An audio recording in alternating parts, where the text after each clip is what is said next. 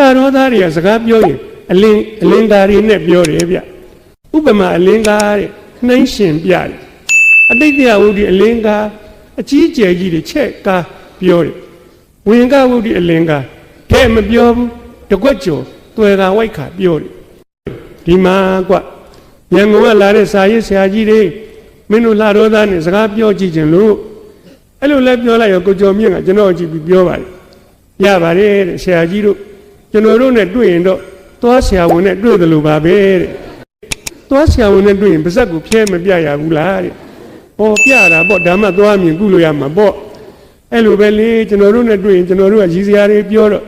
ဆရာကြီးကရည်ရင်ပါဇက်ဖျဲပြရအောင်မယ်သွားဆရာဝန်နဲ့တွေ့တယ်လို့ပါပဲကျွန်တော်သူ့ကိုသဘောကျတယ်ဒါလှတော်သားစစ်တယ်ကွာအဲ့ဒါနဲ့ကျွန်တော်သူ့ကိုမိတ်ဆက်ပေးတယ်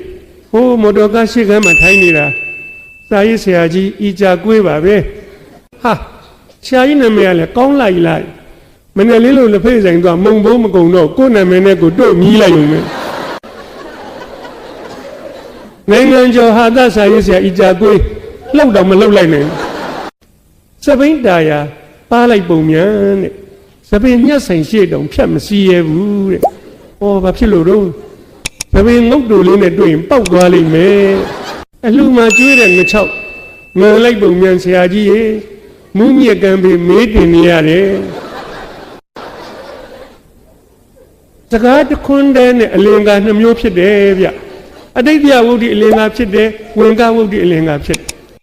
ညို့နဲ့အုပ်ချုပ်ရေးမှုလုံခြုံရေးမှုလုံခြုံမှုဆိုရဲပေါ့နော်ပညာရေးမှုကျမ်းမာရေးမှုစိုက်ပျိုးရေးအရာရှိကျွန်တော်တို့လှတော့ကိုဆင်းလာတယ်ခမရအတော်စားလာပုံကြပါတယ်တဲ့ကျွန်တော်တို့ကပြောင်းမှုပြုတ်တွေချကျွေးတာစားလိုက်ကြတာဘာကြပြိုင်မှုတ်တာကြနေတာပဲလှတော်သားကစဘာတိုင်သွားပြီးတော့စဘာရောက်နေတိုင်မှုကငွေရပြေစာမှာလက်မှတ်ထိုးပေးလိုက်သူများအတူထိုးလို့မရအောင်ရှုပ်ရှက်ခတ်ချလိုက်ဒင်းလှတော်သားလှမ်းကြည့်ပြီးတော့လုံမနေပါနဲ့ဆရာကြီးရဲ့တပြက်စီမင်းဆွတ်ရိုက်လိုက်ပြီးတာပဲဖြစ်တော့ကျိတ်မောင်ပြောလိုက်တာတဲ့မင်းငါဘာကောင်မှတ်လဲငါတို့ယောက်ျားဆိုတာလေကားသုံးတစ်ဆင်းလူပြိုဖြစ်တယ်ကွလို့ပြောလိုက်တာတဲ့ကျွန်တော်မိမချက်ချင်းပြန်ပြောတယ်တဲ့ရှင်ရမလေကားသုံးတစ်ဆင်းနေအောင်မဲတဲ့ကျမတစ်ထစ်မှဆင်းစရာမလိုဘူးအိမ်ပရင်းမောက်ကိုဖွင့်ပြီးလက်ရခေါ်လိုက်ရင်အပြိုဖြစ်တယ်တဲ့ကျွန်တော်မှတ်မိပါတယ်မလေးတက်သူကျောင်းသားတော်ကဝါဆိုလာပြည့်နေ့မှာမန္တလေးတောင်ကိုပြေးတက်တယ်လေကားတစ်ထစ်ကျော်ခုံပြန်ကျော်လွှတ်တက်တယ်ဟိုးရှေ့ကကောင်မလေးတွေကိုမှီအောင်လိုက်တာပါခုတော့မလိုက်နိုင်တော့ပါဘူးလိုက်ချင်စိတ်လည်းမရှိတော့ပါဘူးဟိုးသူများကိုနှိမ့်ဆက်ညှဉ်းပန်းရင်အဲ့လိုမတန်မစွမ်းဖြစ်တယ်တဲ့ကျွန်တော်ဒီဘဝတော့သူများကိုနှိမ့်ဆက်တာမရှိပါဘူးနှိမ့်ဆက်ညှဉ်းပန်းတယ်လို့ကြားရင်လည်းဆက်ဆုပ်ယုံမုန်းပါတယ်သို့တော့အတိတ်ဘဝတစ်ခုတုန်းကတော့တော်တော်ပြင်းနေပုံရပါတယ်အဲ့ဒီဝကျွေးတွေပေးဆက်နေရတယ်ဝကျွေးရှိရင်ပေးရမှာပဲလေဒီဆရာတော်ဘုရားကြီးကအိမ်တိုင်းကဆွန်းစားပင့်နေတဲ့ဆွန်းသွားပြီးတော့ဖုံးပေးတာပေါ့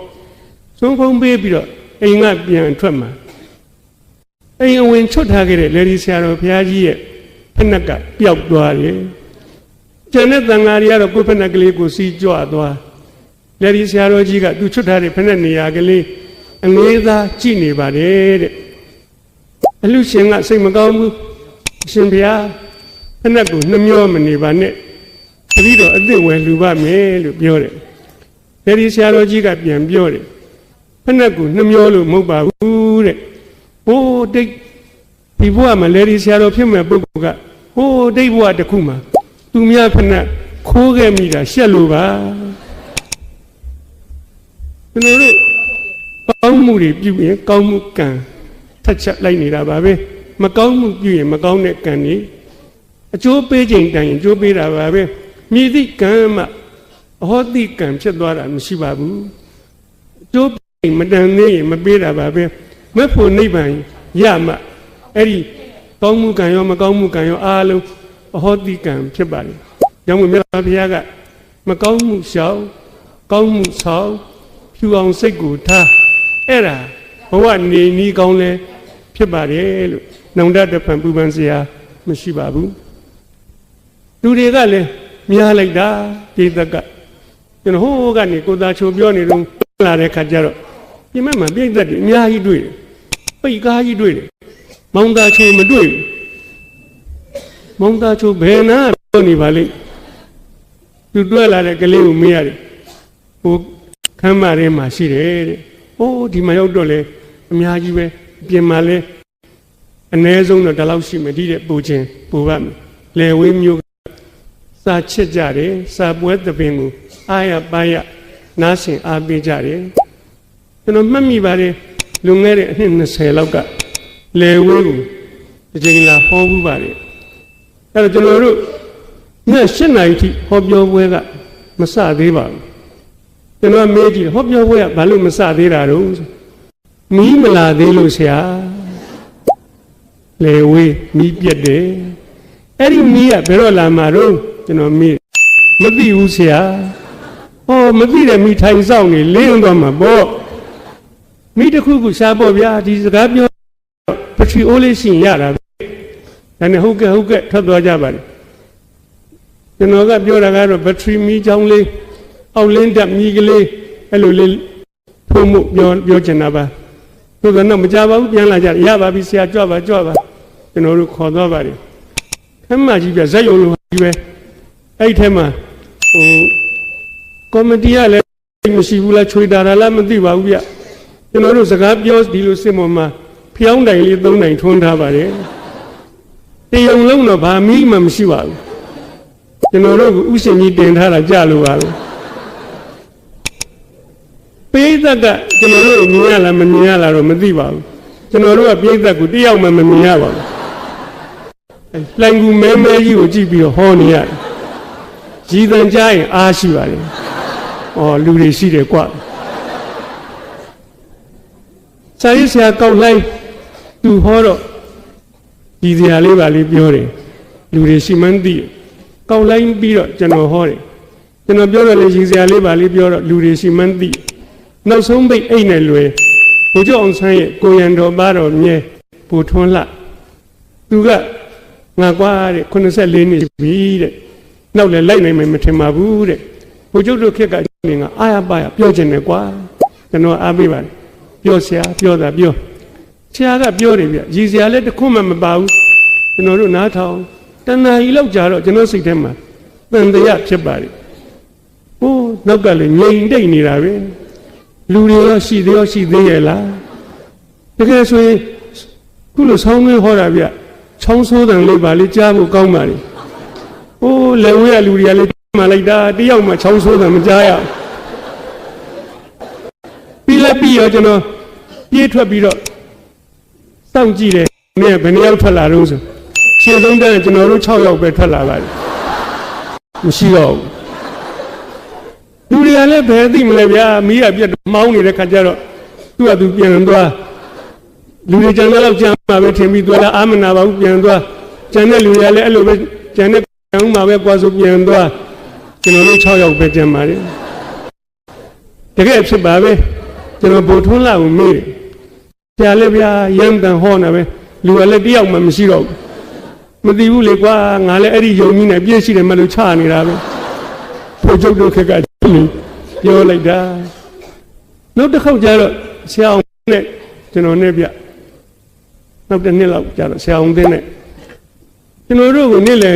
ဇာကျွေးတယ်ဗျကျွန်တော်မှတ်မိတယ်ဆိုင်နာ A1 နဲ့နော်အဲ့ဒီဆိုင်မှာပြေတော့စားပေါ်လေစားပြီးတော့ကော်မတီကပြောတယ်ဗျပြီးတယ်ကျွန်တော်တို့ကိုကြွေးတာဒီကိုလေးလင်းဆိုတဲ့လူပါပဲတဲ့အဲ့ဒီကခက်ငယ်ငယ်ပင်ပင်ပါပါပဲဟောကျေးဇူးတင်ပါတယ်ကွာမင်းကဘာလုပ်တာတော့ကျွန်တော်သူ့မေးပါတယ်သူကစီစက်ပါတယ်တဲ့ဟောကောင်းတာပေါ့ကွာစီစက်ဆိုတော့စီစစ်စားရတာပေါ့ကျွန်တော်အဲ့လိုပြောတယ်အခုစီစက်မလုပ်တော့ဘူးတဲ့ကျွန်တော်ဟိုစက်ရုံတစ်ခုတည်နေတယ်တဲ့။အော်မင်းအဲ့ဒီစက်ရုံတည်တော့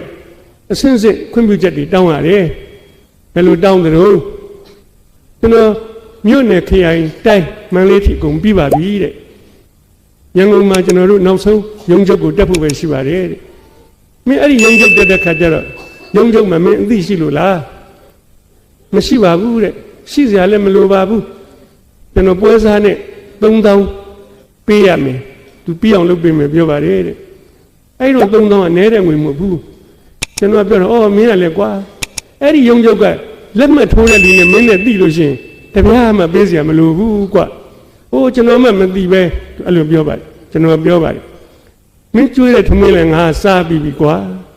အဲ့ဒီလက်မှတ်ထိုးမဲ့လူကငါပဲကွာမင်းငါတို့ပြန်သွားရင်အတိုင်းကခွင့်ပြုချက်တွေပါဒီကင်ပြီးလိုက်တာလာခဲ့ပါတော့တပြားမှလည်းမပေးပါနဲ့ငါပေးပါမယ်ဆိုလက်မှတ်ထိုးပေးလိုက်ပါတယ်ကျွန်တော်တပြားမှသူ့ဆီကမယူတာဟန်ကြလိုက်တာအခုနှစ်20ကျော်ပါပြီ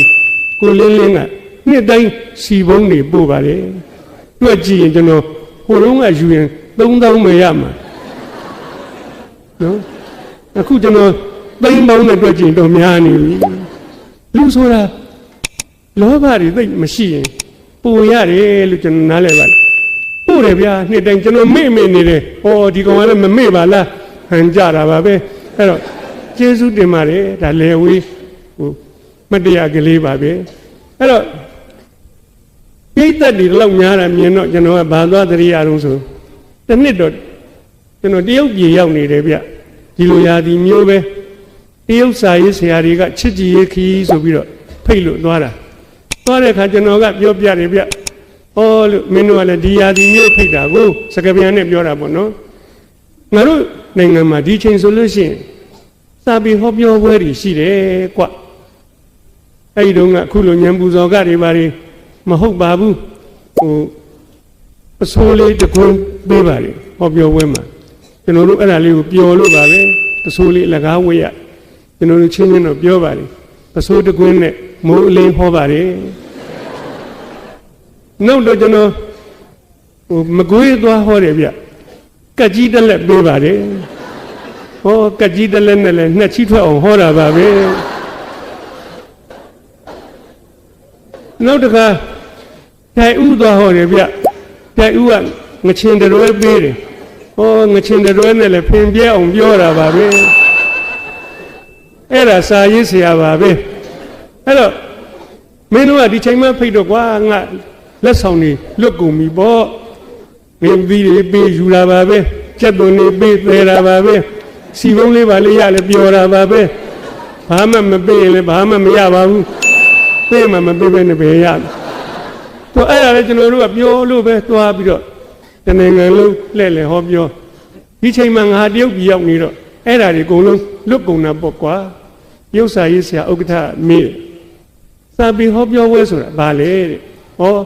စာရေးဆရာကစာပေအကြောင်းဟောတာပေါ့စာချစ်တဲ့သူတွေကလာနာထောင်ကြတာပေါ့အများကြီးပဲလားတဲ့မေးတယ်ဟိုးအများကြီးပေါ့ခမ်းမထဲမှာဟောရင်အပြည့်ကွကွင်းပြင်မှာစင်ထိုးဟောရင်3-4တောင်လာနာထောင်နေသူတို့ဥက္ကဋ္ဌပြောပါတယ်ငါတို့စီမှာအဲ့ဒါမျိုးမရှိပါဘူးတဲ့မင်းပြောတာစိတ်ဝင်စားဖို့ကောင်းတယ်တဲ့ဒီနေ့ညမင်းတို့ကိုကွန်မင်း University မှာငါတို့ညစာကျွေးဖို့စီစဉ်ထားတယ်တဲ့ငါတို့လူစုကြည့်မယ်လေတဲ့လူတွေစီးအောင်လို့ရရင်မင်းဟောပေးမလားတဲ့ကျွန်တော်လည်းခက်လွယ်လွယ်ပြောလိုက်ပါတယ်ဟောပေးမယ်လို့ညကြတော့ကွန်မင်းတက်ကတူမှာကျွန်တော်တို့ညစာစားနေတော့ရုပ်စာရေးဆရာတွေရောက်လာတယ်အံ့ဩစရာကောင်းလိုက်တာတဲ့မြန်မာလူမျိုးစာရေးဆရာဟောမယ်ကြောင့်ငါတို့စီးအောင်တာဟိုးဘက်ကခမ်းပါတယ်မှာလူတွေကိုအများကြီးရောက်နေပြီတဲ့အဲ့လောက်များတဲ့ပြိဿမတွေ့ဘူးတဲ့မင်းစားပြီးဟောရမယ်နော်ကျွန်တော်ထမင်းကိုမြန်စားပါတယ်အံ့ဩစရာကောင်းအများပြားတဲ့ပြိဿစောင့်နေရမှာအာနာလို့ခေါ်သွားပါတယ်အဲ့ဒီခမ်းပါတယ်ကိုရောက်အံ့ဩစရာကောင်းလောက်အများပြားတယ်ဆိုတဲ့ပြိဿကိုတွေ့ရပါတယ်ကျွန်တော်ရေတွက်ကြည့်တာအားလုံး14ယောက်ရှိပါတယ်အံ့ဩလို့အဲ့ဒီ14ယောက်လည်းကျွန်တော်ချမ်းသာမပေးပါဘူးဟောပြခဲ့ပါတယ်ကျွန်တော်ကမြန်မာလူဟောပါတယ်ကျွန်တော်မှတရုတ်လူတစ်လုံးမှမတတ်တာပဲအောက်ကနားထောင်နေတဲ့တရုတ်14ယောက်ကလည်းမြန်မာစကားတစ်လုံးမှမသိပါဘူးကြောင်စီစီလေးတွေငေးလို့ပါပဲတနာဖို့တောင်ကောင်းပါလေကျွန်တော်ကနည်းနည်းဟောပြီးကျွန်တော်ဘေးကိုဖယ်ရတယ်ဒီလိုစကားပြောစဉ်လေးနဲ့ကျွန်တော်တို့စာရေးဆရာမြန်မာပြည်သွားတာ9ယောက်တယောက်ကအင်္ဂလိပ်လိုကောင်းကောင်းပြောတတ်တယ်သူကအင်္ဂလန်မှာကျောင်းနေဘူးတယ်အခုနဲ့ကျွန်တော်မြန်မာလိုဟောတာကိုမြန်မာစာရေးဆရာကအင်္ဂလိပ်လိုဘာသာပြန်ပြီးဟောရတယ်အဲ့ဒီထိလည်းတရုတ်တွေဘာမှမသိပါဘူးသူတို့အင်္ဂလိပ်စာအားနေပါတယ်ပြီးတော့မှမြန်မာစာရေးဆရာဘေးကိုထပ်ဖယ်လိုက် ကူမင်းတက်ကတူကအင်္ဂလိပ်စာပါမောက္ခမစ္စတာယန်နဲ့သူကဒီစကားပြောစဉ်ကိုရောက်လာပြီးတော့အခုနမြန်မာစာရေးဆရာအင်္ဂလိပ်လိုဘာသာပြန်တာကိုသူကတရုတ်လိုထပ်ပြန်ရတယ်3 စစ်ပြန်ရပါတယ်ကျွန်တော်ရည်စရာတစ်ခွန်းလောက်ပြောရင်နောက်ထပ်9 မိနစ်လောက်ကြာမှရည်သံထွက်တယ်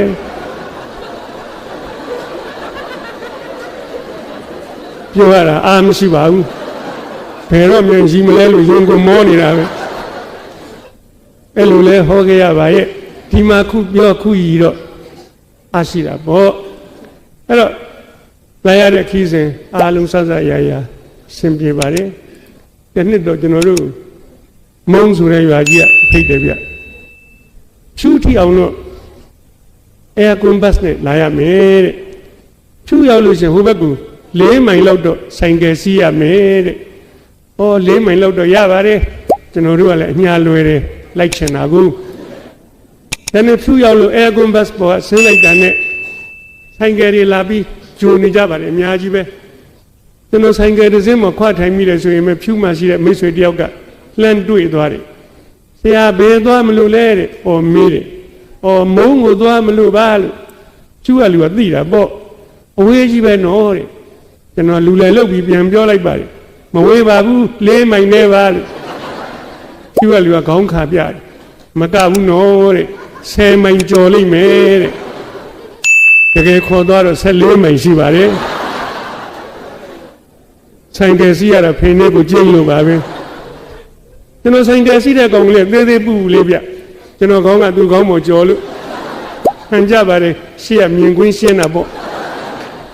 အဲ့ဒီကောင်လေးကိုကျွန်တော်မေးကြည့်တယ်မင်းနာမည်ကဘယ်သူတော့ဆိုတော့လာလူတဲ့ဟိုးသူ့နာမည်ကလည်းတစ်မျိုးပါပဲအဲ့ဒီလာလူကိုကျွန်တော်ငယ်ချင်ဥလို့သဘောထားပြီးတော့ဒီကောင်ခါကိုတင်းနေအောင်ဖက်ရတယ်မဖက်ရင်ကျွန်တော်ပြုတ်ကြမှာပဲနောက်တစ်ယောက်ကရုပ်ရှင်မင်းသားသူ့မောင်မြသူ့မောင်ဆိုင်ကယ်စီးတဲ့ကောင်ကလေးကပိန်ပိန်ပါပါငကွင်းကလေးနဲ့သူ့မောင်ကလည်းသူ့မော်ဒယ်လေးတင်းနေအောင်ဖက်လို့နောက်တစ်ယောက်ပါသေးဗျချစ်ဦးညိုဒီကောင်ကတော့ကံမကောင်းဘူးသူဆိုင်ကယ်စီးတဲ့ကောင်ကမဲမဲတုတ်တုတ်ကြီးဒီကောင်ဖက်လို့မရဘူးအခုလေးကင်လိုက်တော့ကျွန်တော်ကြည့်နေပြုတ်ကြစရာရှိဒီကောင်ကြမှာပဲအဲ့ဒီလိုလဲဟောပြောပွဲတွေသွားခဲ့ရပါတယ်ကျွန်တော်တို့စာရေးဆရာတွေစာကိုဘယ်လိုရေးတော့ကျွန်တော်ပြောမယ်ခေါင်းစဉ်ကလေးနဲ့စပြရတယ်ဘဝမှစာမှဘဝဒီဘဝထဲမှာတွေ့တဲ့တွေ့ကြုံတွေကိုကျွန်တော်တို့စာရေးကြတာပါပဲသွားလျာလာလျာတွေ့ပါတယ်ဒါကိုကုံချမ်းလို့လည်းခေါ်ကြပါတယ်မှန်တော့တွေ့ကြုံပါပဲအဲ့ဒါကလေးတွေကိုကျွန်တော်တို့ရေးတတ်တဲ့စာရေးခြင်းအတတ်ပညာအနုပညာနဲ့စာတပုတ်ဖန်တီးကြတာပါပဲခုလိုဟောပြောဝဲသွားရေးလို့ကျွန်တော်စာရေးစရာတွေရပါတယ်တခါတော့ဟိုထက်ညာရွှေဘုရားဖိတ်လို့သွားဟောရညနေပိုင်းကျအားနေပါတယ်3 နာရီလောက်ရှိကျွန်တော်တို့ခုလိုအားနေမယ်အစားလှရောရွာကိုလိုက်ပို့ပါလားလို့12 မိုင်လောက်ဝေးတယ်ရွှေဘုရားတွေကမေးတယ်ဆရာကြီးကဘာလို့ချင်လို့လဲတဲ့ဒီလှရောသားတွေကစကားပြောရင်အလင်းကားတွေနဲ့ပြောတယ်ဗျဥပမာအလင်းကားတဲ့နှိမ့်ရှင်ပြတယ်အတိတ်တရားဝုဒ္ဓအလင်းကားအကြီးကျယ်ကြီးတွေချက်ကားပြောတယ်ဝင်ကားဝုဒ္ဓအလင်းကားတဲ့မပြောဘူးတကွက်ကျော်တွယ်ကာဝိုက်ခါပြောတယ်အဲ့ဒါကြီးကျွန်တော်မန္တလေးတက္ကသိုလ်မှာမြန်မာစာနဲ့ပွဲရတော့သင်နေရပါတယ်သိပါတယ်တတ်ပါတယ်ဒီလှရောသားတွေကဘယ်သွားသင်ပြီးတော့တတ်နေကြတော့ဟုတ်ရောဟုတ်လို့လားတန်တရားရှိတယ်ဒါကြောင့်မို့လို့ကျုံတော့လှရောကိုသွားပြီးတော့လှရောသားတွေနဲ့အရှင်လက်လက်နားထောင်ကြည့်ခြင်းနဲ့လိုက်ပို့တယ်ဘင်္ဂါကလေးနဲ့လှရောရွာရောက်လမ်းဆောင်မှာကားကလေးကိုရက်လိုက်ဟိုးရှိရလူတယောက်စူပါကတ်ဆိုင်ကယ်ကလေးစီးလို့ရွှေဘုရားကမြင်းနေဟေးကိုကျော်မြင့်လာအောင်လမ်းခေါ်ပါလေကိုကျော်မြင့်ဆိုတဲ့လှရောသားဆိုင်ကယ်ကလေးဖြည်းဖြည်းလှိမ့်လာတယ်ကျွန်တော်ထိုင်းနေတဲ့ကားပရင်းပေါက်ဘေးမှာတဲ့တဲ့ရက်ပါရွှေဘုရားကပြောတယ်ဒီမှာကွရန်ကုန်ကလာတဲ့စာရေးဆရာကြီးတွေမင်းတို့လှရောသားနဲ့စကားပြောကြည့်ခြင်းလို့အဲ့လိုလဲပြောလိုက်ရောကိုကျော်မြင့်ကကျွန်တော်ကြည့်ပြီးပြောပါတယ်ရပါတယ်တဲ့ဆရာကြီးတို့ကျွန်တော်တို့နဲ့တွေ့ရင်တော့သွားဆရာဝန်နဲ့တွေ့တယ်လို့ပါပဲတဲ့အဲ့ဒါလှရောသားဗျဘာမှန်းကိုမသိဘူးကျွန်တော်ဘာဖြစ်လို့တော့လို့မေးရတယ်သူကထဲမပြောဘူးလေ အကွက်ကြော်နေပြောထားတယ်ဘာဖြစ်လို့မေးတော့ဆရာကြီးစဉ်းစားကြည့်လေတဲ့သွားဆရာဝန်နဲ့တွေ့ရင်ပါဇက်ကိုဖျဲမပြရဘူးလားတဲ့ဟောပြတာပေါ့ဒါမှသွားမြင်ကုလို့ရမှာပေါ့အဲ့လိုပဲလေကျွန်တော်တို့နဲ့တွေ့ရင်ကျွန်တော်တို့ကရည်စရာတွေပြောတော့ဆရာကြီးကရည်ရင်ပါဇက်ဖျဲပြရအောင်မယ်သွားဆရာဝန်နဲ့တွေ့တယ်လို့ပါပဲကျွန်တော်သူ့ကိုသဘောကျတယ်ဒါလှတော်သားစစ်တယ်ကွာအဲ့ဒါနဲ့ကျွန်တော်သူ့ကိုမိတ်ဆက်ပြီးတယ်ဟိုးမော်တော်ကားရှေ့ကမ်းမှာထိုင်းနေတာစာရေးဆရာကြီးဤကြကွေးပါပဲအဲ့လိုလဲပြောလိုက်ရောလှတော်သားချက်ချင်းထွက်လာဟာဆရာကြီးနာမည်ကလည်းကောင်းလိုက်လားမနေ့လေးလို့လက်ဖေးဆိုင်တော့မုံဘိုးမကုံတော့ကိုယ်နာမည်နဲ့ကိုတို့မြည်လိုက်ုံနဲ့နိုင်ငံကျော်ဟာသစာရေးဆရာဤကြကွေးလှုပ်တော့မလှုပ်လိုက်နိုင်လှုပ်တော့ပဲနော်ကိုကြီးခံရပြီလားကွာခံရရတယ်ကွာအေးကိုရတာလူခံရတာသဘောကျတယ်ဗျာလာပါဗျာလက်ဖေးဆိုင်သွားပြီးတော့စကားပြောရအောင်လက်ဖေးတော်ရင်စကားပြောကြလှတော်သား6ယောက်နဲ့ကျွန်တော်တို့စာရေးဆရာ3ယောက်နဲ့တကယ်တော့သူတို့ပြောတာပါကျွန်တော်တို့ကနားပဲထောင်နေရသူတို့ပြောတဲ့စကားလေးတွေနားထောင်ကြည့်ပါစပိန်တာယာပါလိုက်ပုံမြန်တဲ့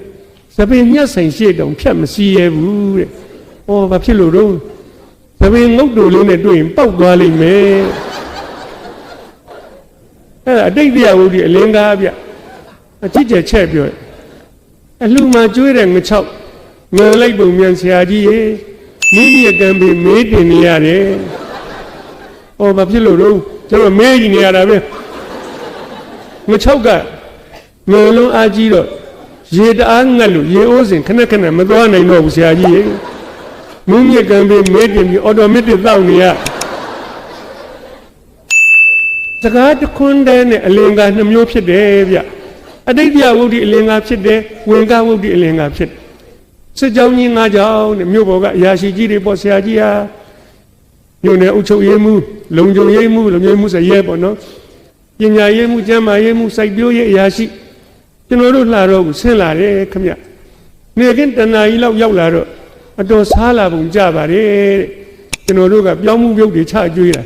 စားလိုက်ကြတာဘာကြပြိုင်မှုတ်တာကြနေတာပဲ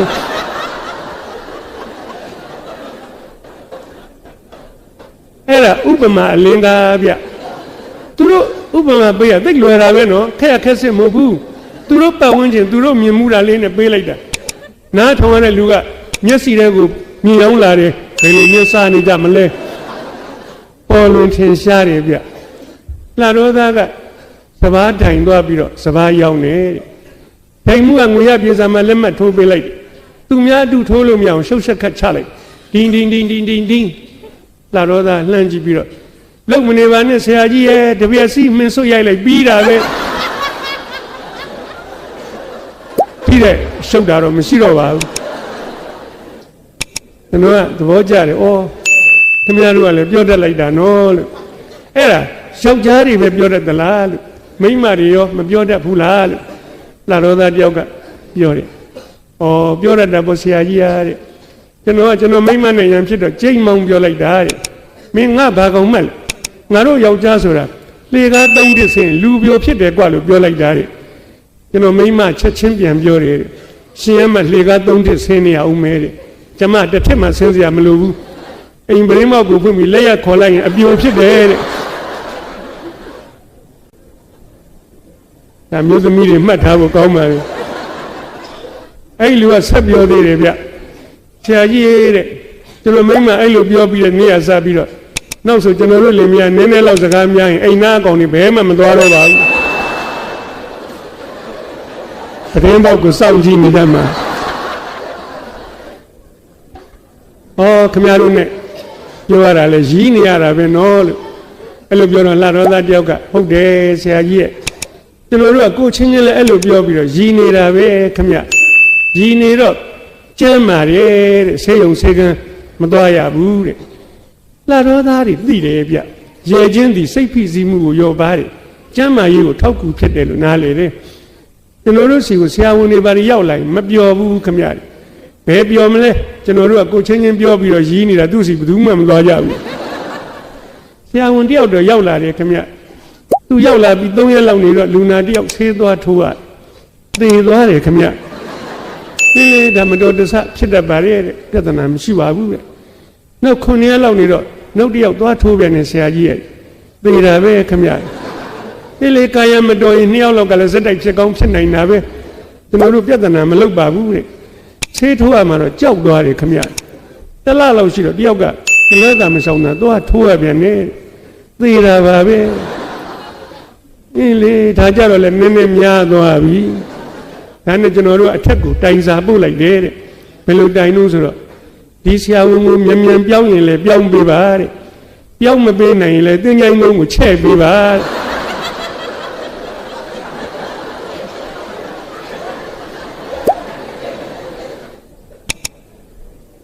ဟုတ်တာပဲလေအဲ့လောက်သိရင်လည်းချဲ့ဖို့လို့မသူတို့မဲကြီးအဲ့ဆရာဝန်ပြောင်းသွားလားဗျာဆိုပြောင်းသွားတဲ့ပုဆရာကြီးဟာသင်္ချိုင်းလုံးချဲ့ရတာခက်တယ်လေတဲ့ကျွန်တော်သူတို့နဲ့ပြောရင်းနဲ့ဘေးပတ်ဝန်းကျင်ကြည့်တော့သစ်ပင်လေးတွေကစိမ့်စိမ့်ဆူဆူလက်ွက်ထဲမှာရေကလေးတွေကဖွေးလို့ဩကျွန်တော်ကလှတော့ဆိုတော့အညာဒေသပူပြင်း6တွေ့မှတ်နေတာအခုမြင်ရတော့ရေပေါ်ပုံရတယ်နော်အဲ့လိုပြောတော့လှတော့သားတွေသဘောကျတယ်သူတို့ရွာကိုချီးမွမ်းတာကိုအဲ့ဒီမှာလှတော့သားတယောက်ကပြောတယ်ဩဆရာကြီးကလည်းရေပေါ်ချက်ကတော့စက်တအုံမှနှစ်ခါရဲ့ရေထွက်တယ်ဆရာရဲ့ချက်တောင်ရွေးချယ်မှုရှိတယ်နော်စက်တအုံမှနော်သိသဘောကျတယ်ကျွန်တော်လည်းတော်သားသိတယ်ကျက်ဖကအကောင်ကြည့်တယ်ခြေတော့တုတ်တယ်ရက်တာမတန်ဘူးဒီကောင်ကဟိုမေးဒီမော့ကျက်မပဲလိုက်ကြည့်နေတာချက်တအုံမှကကြတော့သာသမီစောနဲ့ရင်ကလေးကိုဖွင့်ပြီးချတာဒင်းဒင်းရက်အားတန်နေအဲ့ဒီမှာနှစ်ခါရိုက်ရေထွက်တယ်ထွက်လာတဲ့ရေကလည်းဘာကောင်းတယ်လဲမမင်းနဲ့ဆရာကြီးစပါကလေးမဲတဲ့ချိုးနေတယ်တဲ့သူ့ရွာသူတော့ကြွားတယ်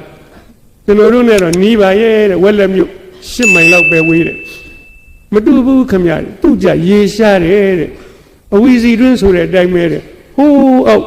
ထေဝရငယ်ရိပ်ပုံတူရတယ်အဝီစီရောက်သွားထွက်လာတဲ့ရေကလည်းဘာငုံလည်းမမင်းနဲ့ဆရာကြီးအတုတ်မြုပ်တာရှာထားပြီးတော့ငန်းပြာရီချက်ဆရာမလိုဘူးကျွန်တော်ကရီတော့ကျွန်တော်နဲ့တူထိုင်းနေတဲ့ရွှေဘုရားကလည်းရောနော်ရီတာပေါ့အဲ့ဒါကိုလှတော်သားတယောက်ကသတိထားမိသွားတယ်ဆရာကြီးတဲ့အဲ့ရွှေဘုရားတွေအကြောင်းပြောရအောင်မဲတဲ့ဟိုလူတွန့်သွားတယ်ဗျကျွန်တော်အားပေးတယ်ပြောပါလို့အဲ့ရွှေဘုရားတွေကစကိုင်းသွားဘောလုံးကင်ကျွန်တော်တို့လှတော်မော်တော်ကားကြီးနဲ့ဖြတ်သွားတယ်ခင်ဗျည9 နာရီ10 နာရီကျတော့လှတော်ဖြတ်ပြီးပြန်သူတို့ဘောလုံးနိုင်တဲ့နေ့ဆိုရင်ဆရာကြီးတရွာလုံးတယောက်မှအဲ့လိုမရဘူးပွက်ကိုညံနေတာပဲကျွန်တော်တို့ကသိပါပြီတဲ့မေးစရာမလိုပါဘူးရွှေဘုရားတွေဘောလုံးနိုင်လာပြီကွသူတို့ရှုံးနေညကြရင်တော့ဆရာကြီးဘယ်ချိန်ပြန်သွားမှန်းကိုမသိလျက်ပါဘူးကျွန်တော်ထင်တယ်တဲ့လှတော့မရောက်ခင်တမိုင်လောက်ကလေးကမော်တော်ကားကြီးကိုထမ်းသွားကြတာထင်တယ်တဲ့သူတို့မပြောရတယ်နော်ရွှေဘုရားမျက်နှာပြတ်သွားတယ်ဗျ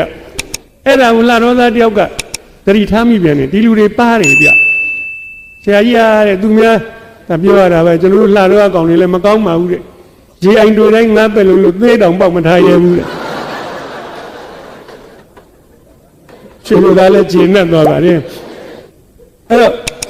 အဲ့ဒါလေးတွေဗျာကျွန်တော်ကကိုယ်တိုင်သွားကိုယ်တို့ယုံရပြီ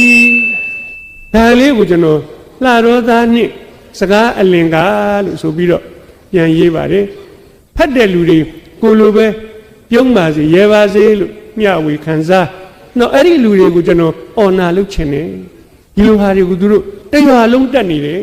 သိလေးစားဖို့ကောင်းတာပဲကျွန်တော်ပြောရင်အများကြီးပဲနောက်တော့ကျွန်တော်စာအုပ်တုပ်ရပါတယ်စာအုပ်တုပ်တော့ရေးပြီးပါပြီသူတို့အကြောင်းနေအဲ့တော့ဘဝတည်းကရတဲ့စာပါပဲနောက်တစ်ခါသူများရေးတဲ့စာတွေကနေကျွန်တော်ဘဝတည်းယူကြည့်တာကလေးရှိတယ်တခြားမဟုတ်ပါဘူးဗျာခုနပြောတဲ့စာရေးဆရာကြီးဤကြကွေးပါပဲကျွန်တော်နဲ့ညီကိုလိုချစ်ခင်ပါတယ်တယောက်တည်းနေရှာပါတယ်ဆင်းရဲပါတယ်ကွယ်လွန်တော့ကျွန်တော်တို့သင်္ကြန်မဲ့လူတော်မှနဲပါတယ်ကျွန်တော်တငယ်ချင်းကျွန်တော်တွေတော့ကြီးပါတယ်9 နှစ်လောက်ကြီးပါတယ်ချစ်လို့တငယ်ချင်းလို့ခေါ်တယ်သူနဲ့ကျွန်တော်မင်းနဲ့ငါနဲ့ပြောလို့ရှိတယ်ကျွန်တော်မိမမကြိုက်ဘူးကိုယ့်ရဲ့9 နှစ်လောက်ကြီးမင်းနဲ့ငါနဲ့ပြောတာငယ်ကြီးမှမကြောက်ဘူးလားမကြောက်ပါဘူးချစ်လို့ပြောတာပဲအဲ့လိုသူကွယ်လုံးတော့ပန်းခွေလေး2 ခွေပဲရှိတယ်တစ်ခွေကကျော်ရဲ့ပန်းခွေနောက်တစ်ခွေက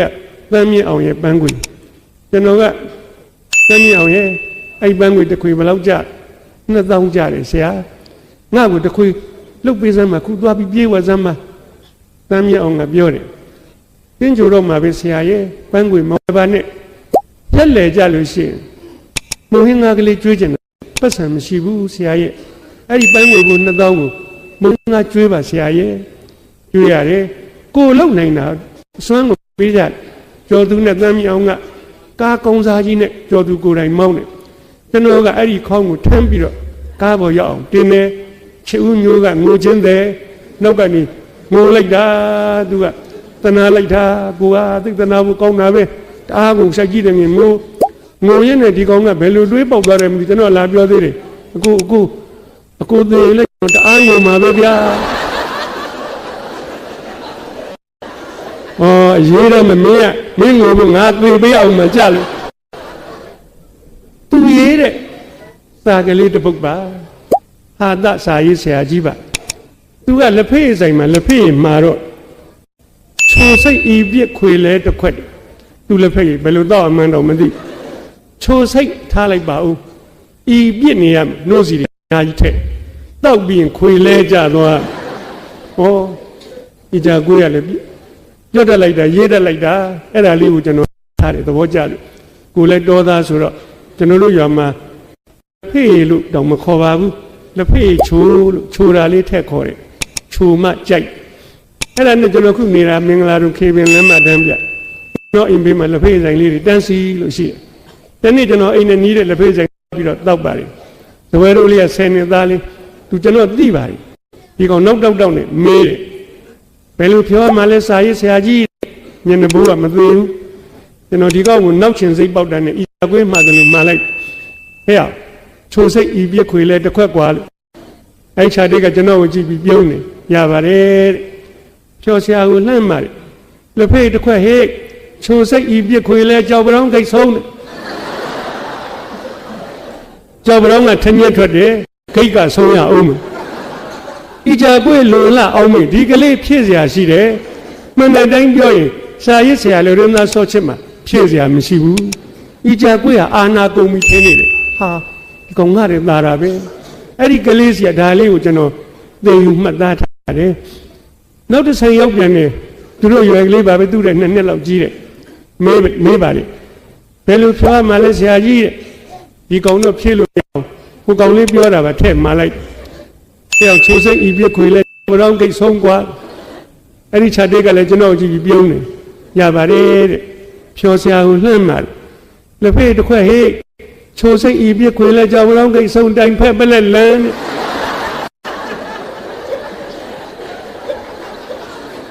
အော်ဆရာသိကောင်းတာပဲတအားချိုးတဲ့ကိစ္စကိုတိုင်ဖက်ပလက်လန်းလို့ဒီကောင်ဘယ်လိုလုပ်ဆုံးရတော့ကျွန်တော်မစဉ်းစားမိတာအမှန်ပါပဲဟိုကလေးတွေမြန်တော်လိုက်တာကွာသူပြောလိုက်တော့လည်းဟုတ်တယ်ချိုလိုက်တော့ကွာတိုင်ဖက်ကိုပက်လက်လန်ရောဟာဒါလည်းကျွန်တော်ဒီကောင်းစီကတင်လာရပြန်နေနောက်တစ်ဆိုင်ရောက်ပြန်နေသူတို့ရွယ်လေးပဲလူပြောမှလည်းဦးလေးဒီကောင်တော့ဖြည့်စရာမရှိတော့တော့ပါဘူးရှေ့ကကလေးတွေပြောတာကျွန်တော်ကုန်တန်းစီလွတ်လိုက်တဲ့အောင်ချိုစိတ်ဤပြခွေလဲကြောင်ဝရောင်းတိတ်ဆုံးတိုင်ဖက်ပက်လက်လန်ကွာအဲ့ဒီခြာတိတ်ကလည်းကျွန်တော်ကြည့်ပြီးပြုံးနေဗျဒီကောင်နေပြုံးရင်ကျွန်တော်ကြောက်နေရတယ်ချောဆရာကိုလှမ်းပါတယ်တစ်ဖက်တစ်ခွက်ဟေးချိုစိတ်ဤပြခွေလဲကြောင်ဝရောင်းဆုံးတိုင်ဖက်ပက်လက်လန်မြောင်းရတဲ့ခေါင်းဆိုင်